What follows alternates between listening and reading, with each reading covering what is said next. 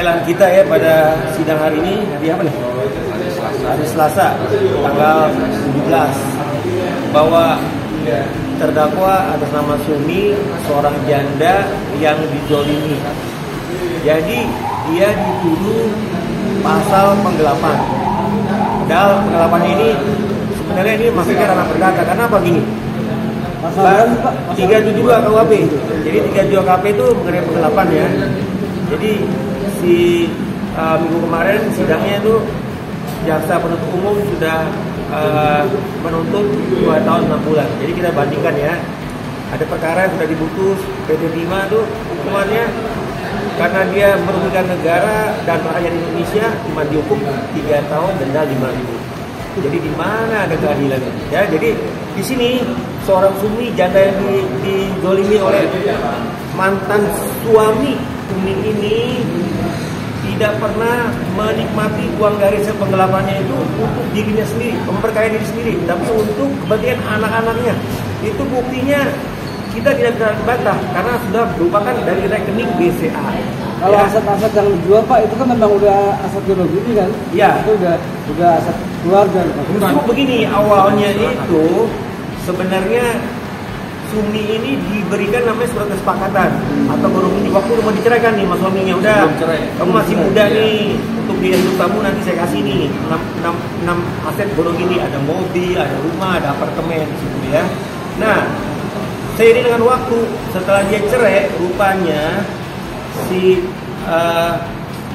mantan suaminya ini menggadaikan salah satu aset yang telah diberikan kepada si Sumi ini ya, yaitu ruko di apartemen Mediterania ya, itu nilainya 2,5 miliar kepada Bang Penin dan itu dinikmati sendiri.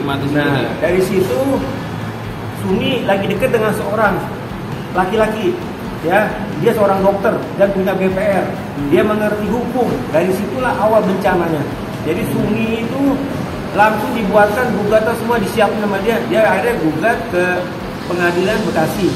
Harusnya kan yang digugat cukup ruko, tapi ini si dokter ini dimasukin semua 6 ini. Ditambah ada satu lagi, rumah yang sebenarnya itu adalah rumah milik Sumi dan keluarganya yang dibeli oleh Sumi, adik dan bapaknya. Karena tidak mengerti hukum dulu, bapaknya atas nama Sumi. Nah inilah awal bencananya. Jadi dianggap itu juga menjual rumah juga apartemen. Nah kalau rumah sebenarnya kita sudah buktikan di waktu di kesaksian dari pengadilan bahwa rumah tersebut adalah milik keluarga. Sudah kita ungkap juga dari saksi-saksi bahwa itu rumah keluarga. Jadi sekarang kan tinggal apartemen. Apartemen ini sebenarnya itu sebenarnya milik Sumi, karena dalam hukum ini ya, bahwa perjanjian dua pihak ya itu lebih kuat kalau dibanding dengan proses pengadilan, karena ini belum pernah dicabut atau dibatalkan oleh siapapun. Jadi ini berlaku, sebenarnya itu Sumi punya.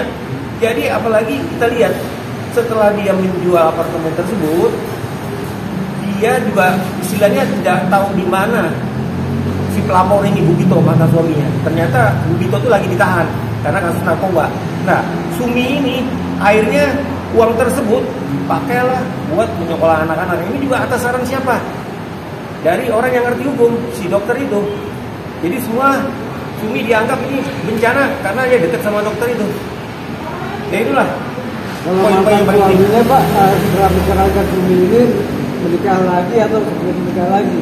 Ya makanya gini, dia kan digugat cerai waktu itu sama mantan suami Bugito ini. Akhirnya ya dia kan masih muda, istilahnya dia perlu namanya ada kepala hidup, ada yang biaya hidup.